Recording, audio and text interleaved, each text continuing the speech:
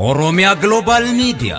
Oromia Global Mediaan miidiyaa uummatarraa uummataaf dhaabbate yoo ta'u, miidiyaan kun sagantaalee adda addaa uummata keenya fayyadan akkasumas barsiisanii fi eenyummaa, seenaa, duudhaa, aadaa, hawaasummaa, dinagdee, aartii fi ispoortii uummata keenyaa bu'uura godhachuudhaan tamsaasa qabatee dhufaa jira. Dabalataan miidiyaan kun sagantaalee tamsaasaa irratti qulqullina kan bu'uureffate yoo ta'u, miidiyaa uummatarraa uummataaf dhaabbatedha.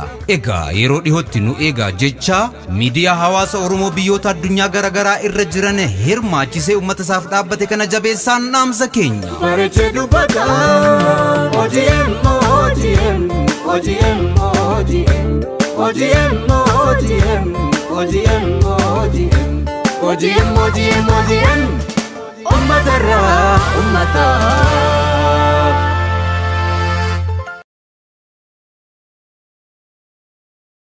Andia baba bulle biyan sharuko wada siraka sine erota furgo ma baba bulle biyan sharuko Glada sitide sile takerota urgo Amfalate babule takerota yabo Wada sitide sile tagadota urgo Ya baba bule biya sharimani Wada sitide sile nuorida imani Andia baba bule taban sharimani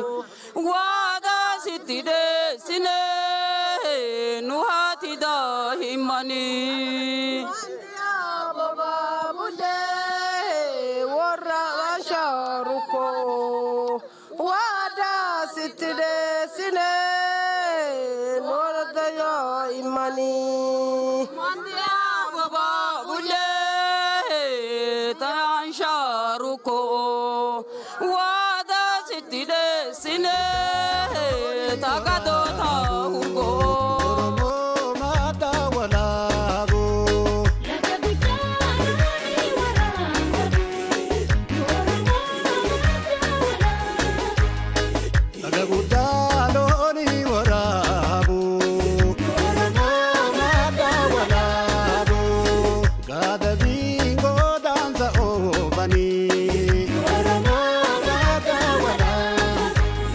Balivate hare dulo wali Kiliza gilela gawa abiyo Jabile jalaga ayo OGM OGM OGM Ummatara ummata Maqaan kiyya adda shuwaa hidhatoo jedhama.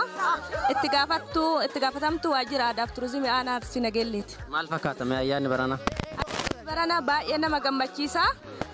Isa akkuma hora Finfinnee sanitti yeroo dheeraadhaaf kan adda cite yoo diqqaate waggaa dhibbaaf kan adda cite adda guyyaadhaa haaromsineera deebinee uummanni kun akka asii argitan kana yaa'ee waan ayyaaneffataaruuf baay'ee kan nama gammachiisu jechuudha. OGM OGM OGM ummatara ummata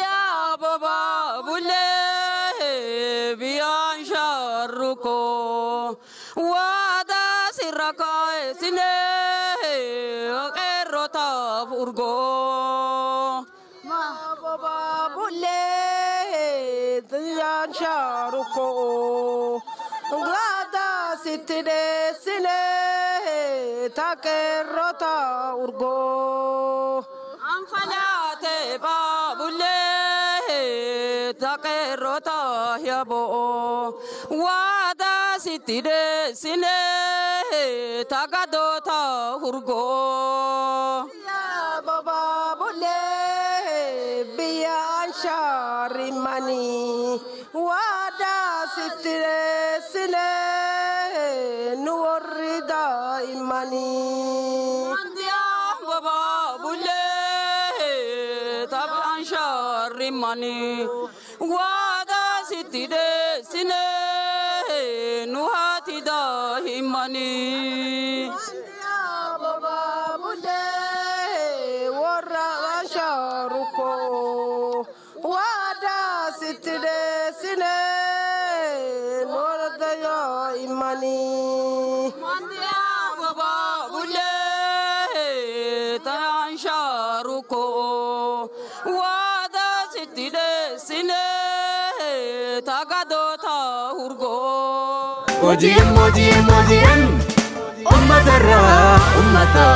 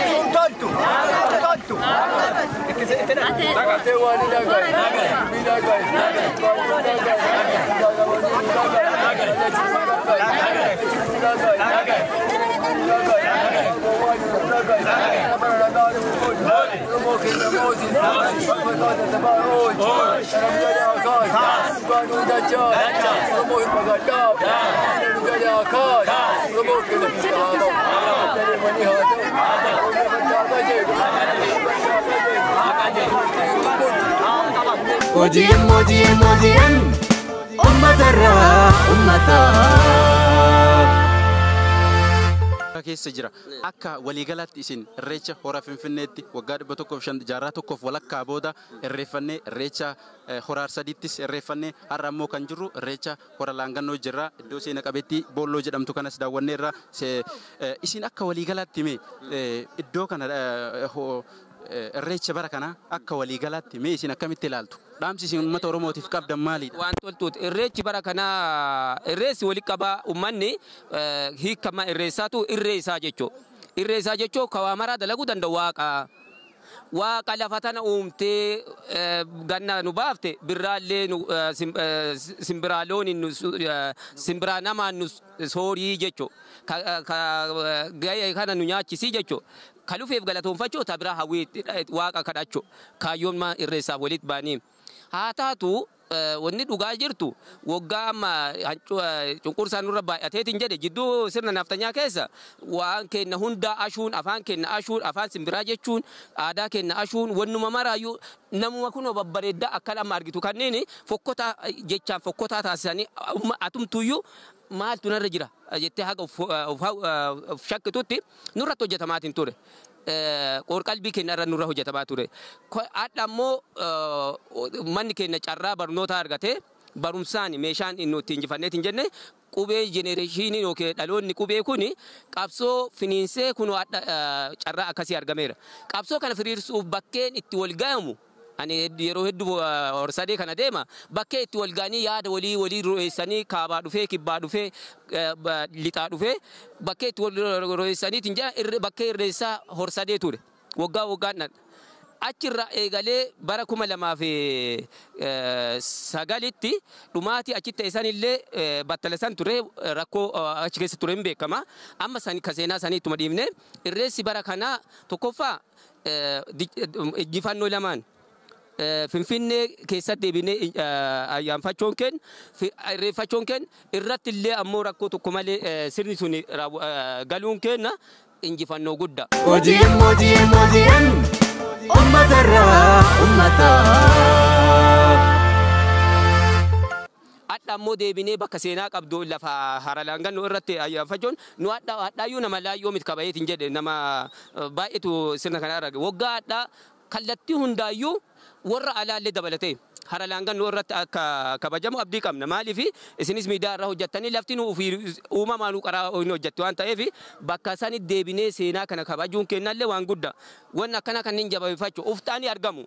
Ani tanuma keessa barsiisaa ture yeroo ijoolleetti barsiisuu maal jedha ijoollee firris of ta'a jenna asumaan ammoo afaan bara kana keessa afaan illee keessa cambuutu jira adda ijoolleen maazerii faazerii maali jetti shufuroo afaan kanatu meeshaa kenna afaan kana nu tokkoomse aadaa kenna nu tokkoomse waan nu tokkoomse meeshaa kenna barumsa irratti illee cimu meeshaa itti injifanne waan ta'eef afaan kennallee aadaa kennallee gabbifachuu irratti hojiin hojjetamuu qaba irreessi baranaa milkiin xumurameetiin jira ibidda itti qabateetiin jira ambi ibidda irra jettu adda as naqabii achi naqabiin dagoo baafachuuf kun lixattis kaabattis deemaniitiin nama as godaansiisuutu jira sanillee ammoo namicha qileetti gatuu jennaan ofisi dhiisaaree akkasani sanillee tuutti karaan dabarsine tuuta balaaf asin nu deemaniitiin jaani finfinneenillee handhuura oromiyaa ta'uuf odoo hin taane ta oromiyaa qofa akka ta oromiyaa ta'uusi.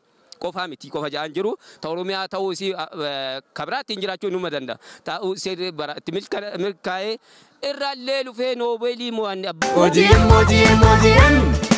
ummatarraa ummataaf.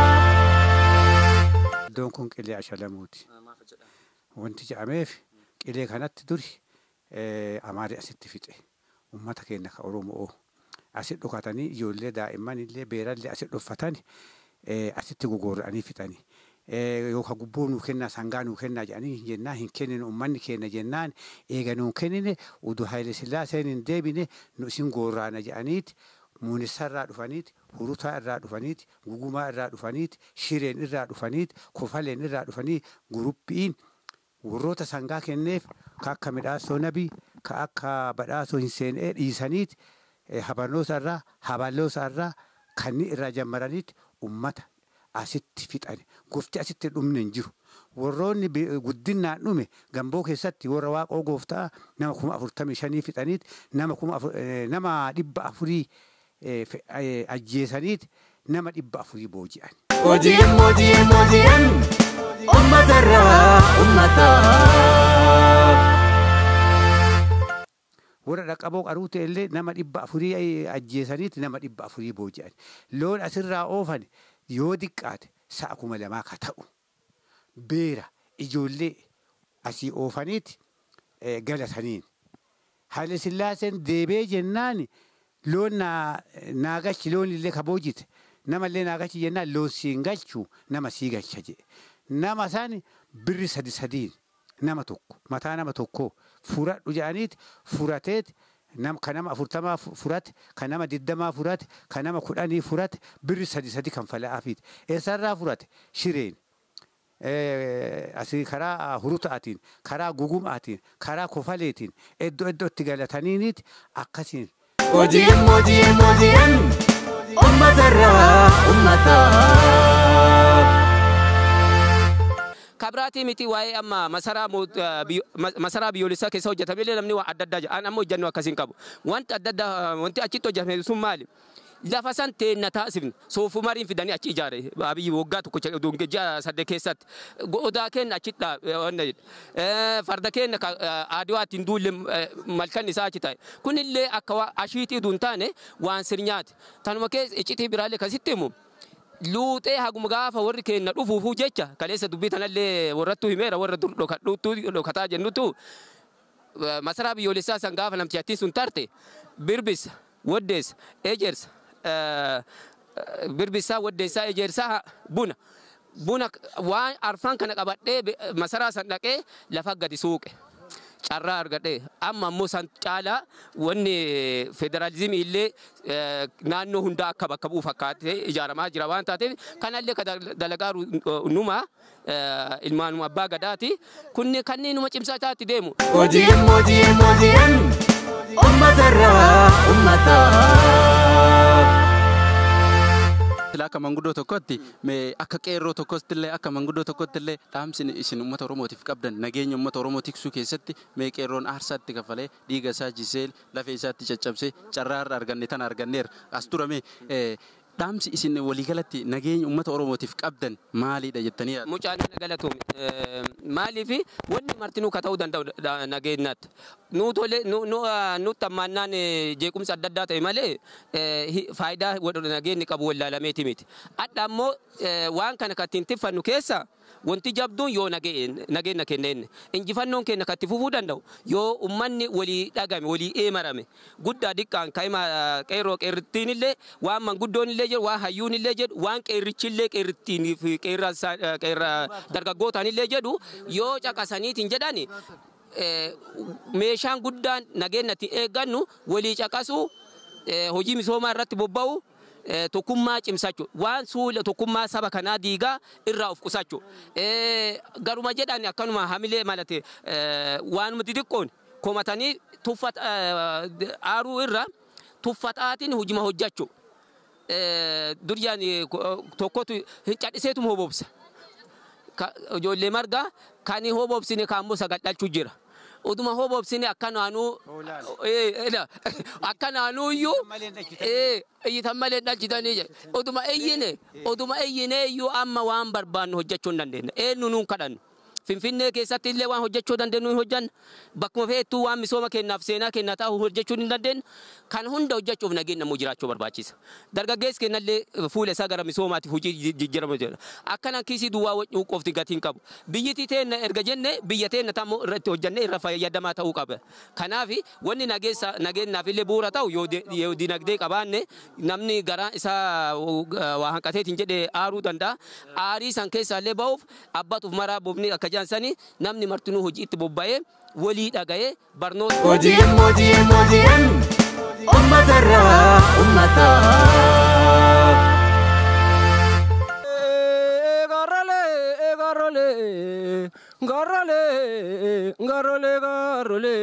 Gaaroolee. Niiraan karaa ol beennaa oona jedhanii ooditi jedhanii Oromoo saba tokko maalummaa maqaa lamaa itti baasanii yoo laallu martuu sabuma kennaa. Rasaa sanu qaba malee dhalee mataa daaraa jibaata dhiiraan inuma silaa inuma walii kennaa. Oona jedhanii maali maqaa lamaa nutti baasanii eebata maqaa kennaa. Tokkummaan dardin bara saba kennaa deemnee walii galaan adii inuma ennaa reediyoo iyyannaa cimannaan utuu gurraan dhagennaa. Qaataa itti qimmiidee kushee keessaa filliite gaafa kiyyaa dhangaggoota rankiyya nagennaan. Gaaroolee.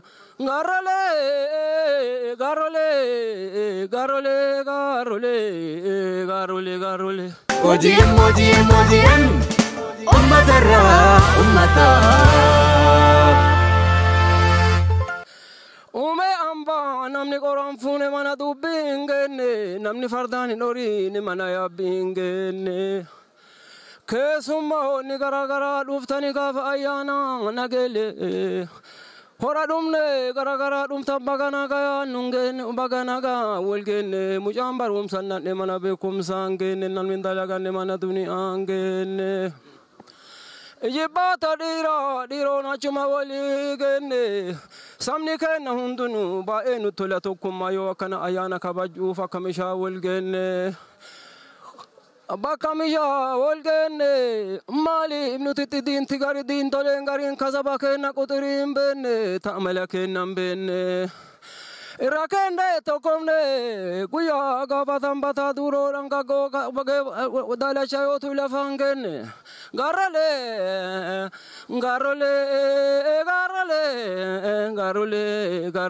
Gaaroolee. Uume ambaa utaawaa meewaayuun jala awwaata lafti loonii laanguun keessa dhumne abjaata mucaan abbaa garaa nyaatu uuma abbaa fakkaata. Lafa gaheettillee ufin jaajuu yoomni qondaalli lafa ima shakkaata. Oromiyaa jajjabaadhaa dhiiraa deebitee aadaan saba kennaa gammachuun akkanuma fakkaata. Hojiin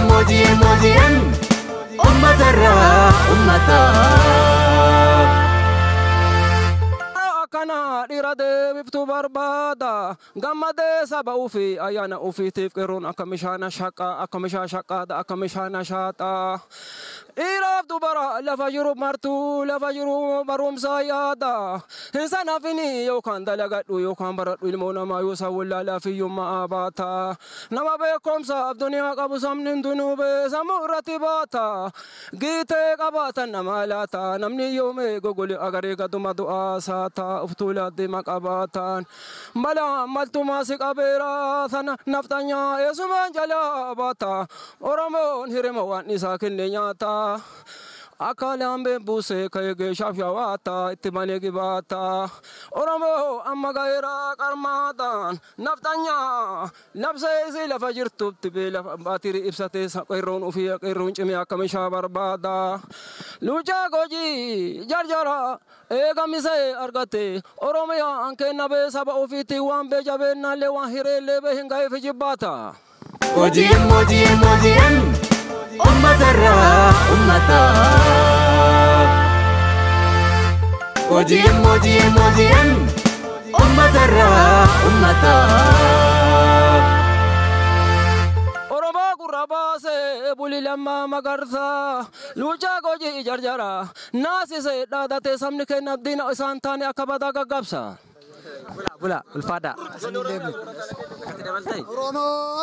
Oromo wonni arma dhufeeru miilatu namaan deema kan beennillee baradha algala keettaa jeema waa'een keessa dhufeeru waa'ee lammaa seena waa'ee abiyyi seena waa'ee jawaarii seena waa'ee qeerrotaa seena waa'ee dargaggeessaaf dargaggeetti waa'ee haftootaa seena waa'ee ganyaa seena waa'ee aadaa seena keessatti intallaalaalaa hubadhaa qeerroonni bakka jirtaniin diimaa shuukanee watticha algala keettaa jeema wonni asii wal geende miilatu namaan deema tattabatu qajeele ijoollee oromiyaa hora arsadeeti ammallee asittuu deebisee isinii kenna seenaa.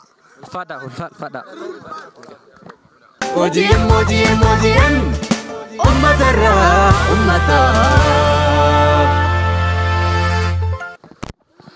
kabajamtoota daawwattoota Oromiyaa Global Media yeroo ammaa kanatti as hora laangannootti argamna ayyaana hora laangannoo kan waggaa 140 booda deebi'ee uummanni Oromoodhaa asitti bahee kan irreeffataa jiru as nacinatti kan argaman qarreewwan bareedanii uffata aadaatiin midhaganii as hora laangannoo irratti argaman wajjin turtii taasisaa nu faana ta'aasin jedha maqaan keenyu irraa eessa dhufti?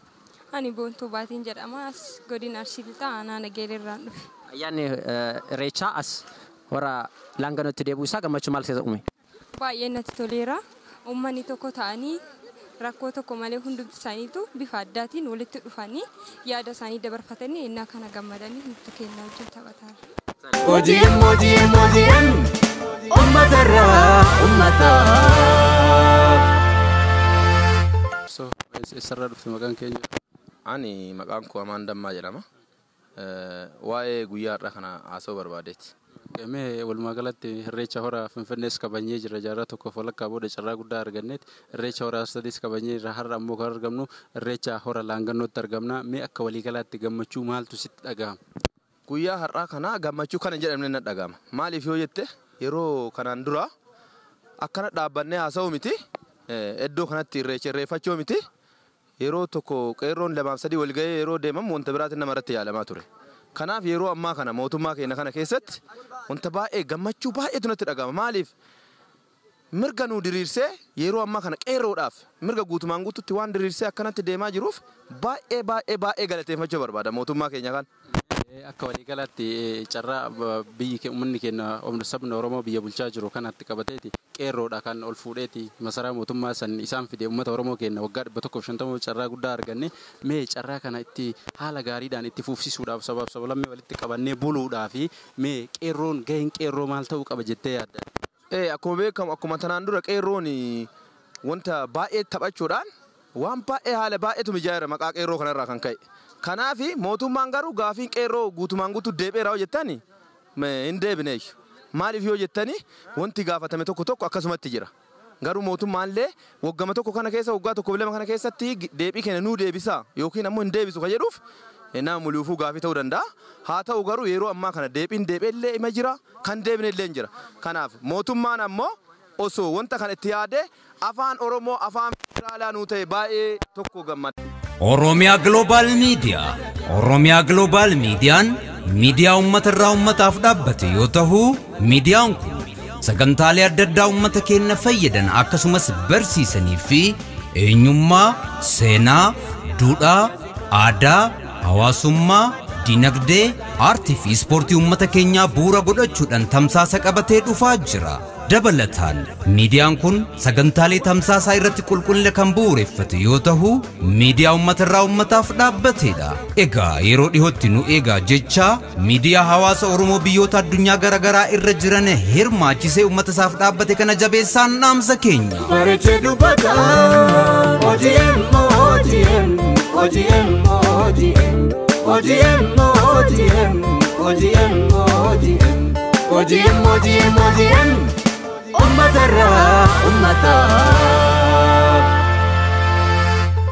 ayyaanni irreechaa haroo laangannoo ka jaarraa tokko waladdaan citeeti amma nu deebe baay'ee tokko itti gammanneerra akka biyyattiitti akka uummata Oromootitti akka sabaaf sablammititti hundumtuu baga gammaddanii jenneen jirrallee ammallee deebinee baga gammaddanii jennaan isaaniinillee maaf jenna ayyaanni kunni jaarraa tokko waladdaan citeera bara mootummaa Minilik keessa addaan cite sila namni yeroo qindeessanitti gaariidha garuu ayyaanni kun jaarraa tokko erga addaan citeen booda deebisuuf yaalamaa turamee jira.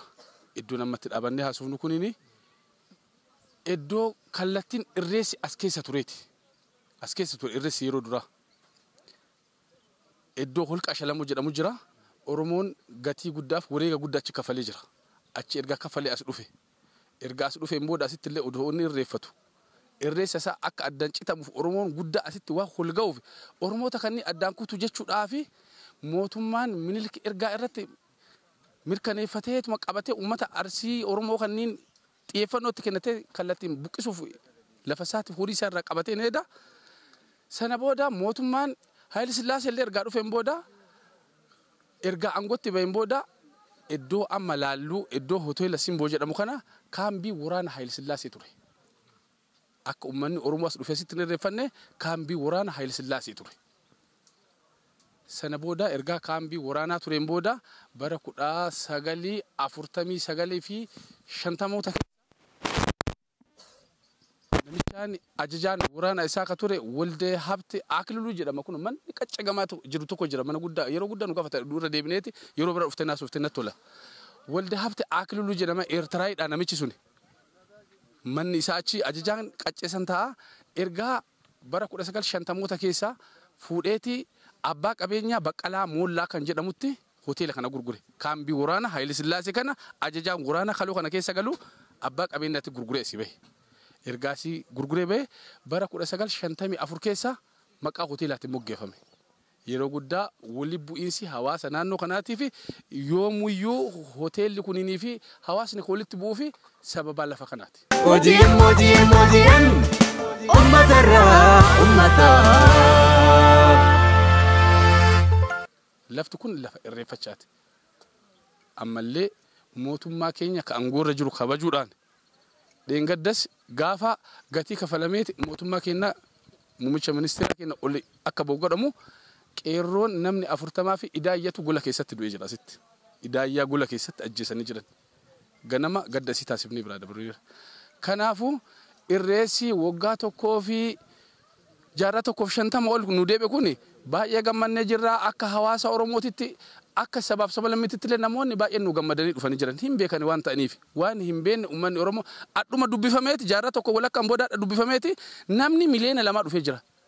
Yeroo OMN ni qilleensarra oolchee nu biraa deemu nama miliyoona 1.5 jedhu biraa deeme. Ergaa sanii akkanuma jira kun hawaasni kun urguma sanii erga darra hagammaa isaan nu biraa deeman akkana jirtu akkanumatti jira. Kanaafuu hawaasni jaarraa tokko fudhakkaa keessa akkana bahe barattaan akkamta jaarraa waggaatti aanu keessa akkamta waan jedhamu tilmaama ka'uu hin dandeetta isin. Kanaafuu nuti baay'ee gammanneerra amma booda kanallee dhiibuun barbaadu kallattii kenneefii jirra sintuun dhunuun tuqini. Bulchaa aanaa Nageellee Arsiillee dhufeeti dhakaa bu'uuraan nu kaayeeti eebbaan eebbifameera. Irra taree dammoo ergaa ayyaana kana kabajuudhaa fi nuti guyyaa baatii 2 keessatti qindeeffanneeti in kabajina jennee jaarraa tokko ol kacite hin deebifna jennee erga nu deemne booda maal ta'e kaleessa bariisaa bulchaa aanaa qabannee waajjira aadaa fi tuurizimii aanaa qabanneeti waggaa dhufnu malkaa kennaan sardoon kallattii lamaan bishaan keessa ol ba'ee bulee alaabaa irra hidhameera isinlee madhaxxaniiti laaluulee naddeettan isin mul'isuulee dandeenya.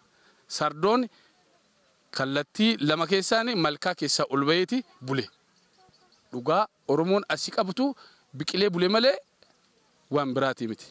Kanaafuu ayyaanni jaarraa tokkoo fi wadhakkaa turee nu deebe hin gammanneerraa hawaasni Oromoo kabiyya alaa jirtanis kabiyya keessa jirtanis baga gammaddanii baga gammannee jennaani. OGM ummatarraa ummataaf. Abbaa gosa gamboo duula mormaa itti gaafatamaa abbaa gadaati. Amma biyyi kunin dhuga qabamtoota miidhamtoota warra lafee asii baddee lafeen gubatee miidhamnee gocha addaa dura godhamee nafsee nama meeqaa nu badee asii girisa dhufanii nama meeqaa ilma dha'uu haadha ajjeesanii kun haadha bakka amantaa baay'ee baay'ee kanatti ajjeesanii duuteetti jala haati mucaa nagaa mucaalee waan balleessine isii waan balleessine isii gabbaa isa ajjeessuuf haati sun jala duuteetti lafee nama jala badeessan taarikii Oromoo adda nuu deebi'e taarikii Oromoo deebisuuf waan kana maamneerra. Adda baati Oromoon baay'ee nu gammachiiseera. Ganaa waggaadhaa beeka nu baay'ee ni gammanneerra. Nu nama ambaalleen tun sawar keessa jiru nama ambaalleen baddallu fanfalamtoota namnummaa ambaa xiqqoo nu fanfadhaa miidhaa nama keenyaaf saba keenya irratti gaqqabbii uumuu irratti jibbinee lakkaa'u jennu miidhamaa irra keessa turreerra. Amma waaqa kana nuu fide galtoofannee gammachuu addaa goonee amma hinnaa biraatiif waa kana olitti yaannee ubbee kosallee finnee takka dheengadda Oromoo Addis Ababa Finfinnee irratti waan godhamsa irra gammannee adda keenya labbaffaatti daadeerra. Gammachuu rabbitu nu godhee dhugaa kaleessa rabbii nu jalaa balleesse mootummaa keenya godhee rabbi nu deebisee kanaan amma waan kanaa olii godhuulee itti yaannaa ubbee kosallee kadhalatullee kadhatee amma ubbee keenya jirrellee ubbee kaa deemaa itti ubbeenne kanaa kan ga'e waa galatoonfataati wanna guddaa yaannaa waan akkanaa hin Galatooma dhadhuma irratti mee uummata Oromoo mana taa'ee Oromiyaa Global Miidiyaa daawwataa jiru kana nu eebbisaati sagantaa kennaa xumuru. Kanaafuu nu kasiniin jennu uummanni Oromoo ka yeroo ammaa tamsaasa kallattii foddaatiin nu daawwataa jiru hundumtu isaatuyyuu baga gammannee baga gammaddanii isaaniin jenna. Garuu nutini yoo irreessi naannoo Oromoon jirutti irreessi kallattii hundaan jira. Iddoo Oromoon jiru hundaa irreessuma jira. Bakka Oromoon jiru irreessi hin dhabamu. Maaf jennaan Oromoon safuuf duudhaa qaba. Namoonni yooti ebaluu akkan nu godhe hoggaa jedhamu namni tokko osoo amma wayyaane jedhame bar uummata Tigree bakka bu'u paartiidha. Yoo fixanyaa jenne Amaaras bakka hin bu'u. Oromoo ta'ee namni Oromoo miidhas nafxanyaa jedhama. Oromoo ta'ee namni sirna wayyaanee keessa Oromoo gidirsaa cunqursaa ture sunillee maal jedhama? Wayyaanee jedhama. Oromummaa isaarraa mulqameera diina uummata Oromoo waan ta'eef namoonni hawaasni foddaadhaan nu daawwatu.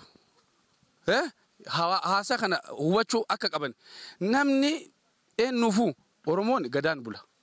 Oromoon sirna gadaatiin bula. Gadaani tokkummaa. Gadaani bareedina, midhaagina. Gadaani dimokiraasiidha. Dimokiraasiin eenyuunu addaan hin foofu. Sirni gadaallee eenyu addaan hin foofu. Namni hundumtuu sirna gadaa keessatti sabaaf sablammii amantiif kudha adda waliin qoodu. Namni amma dhufee as walii galu kunni muluun amantaa adda addaa qaban. Garuu yoo as dhufan tokkummaa Oromummaa calaqqisiisuuf malee eenyuunillee kallattiin dhiibuufi miti. Odoo amantaa taate namni garagara gala. Kanaafuu namni muluun haa hubatu. Amantaaf kutaan waliin qoqqoodan. Namni sabaaf sablammii waliin qoodu. Nama waa balleessan diina hojjetan diina eenyuufu abbaa waa irratti balleessisaniifu. Saba ofiillee miidhaa jiraate diinan ta'uu saba isaatiif. Namni Oromoo miidhee Oromoo ta'e Oromoo miidhaa jiru Oromoof wayyaane.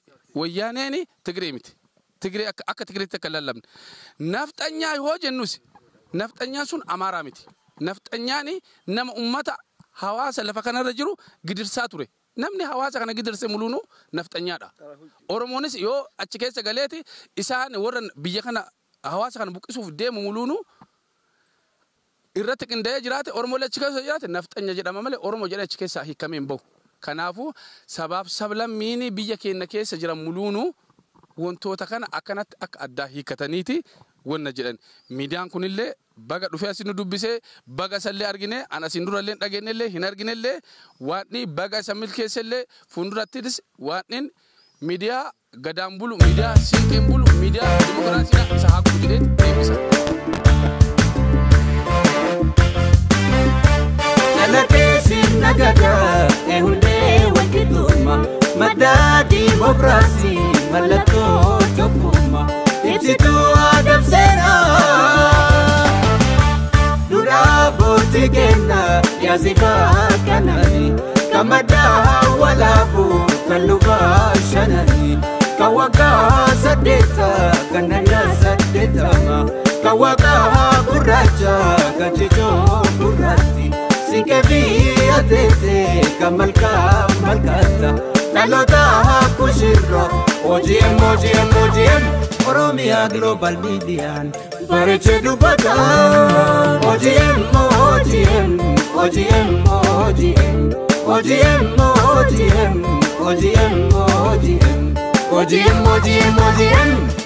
Ummatara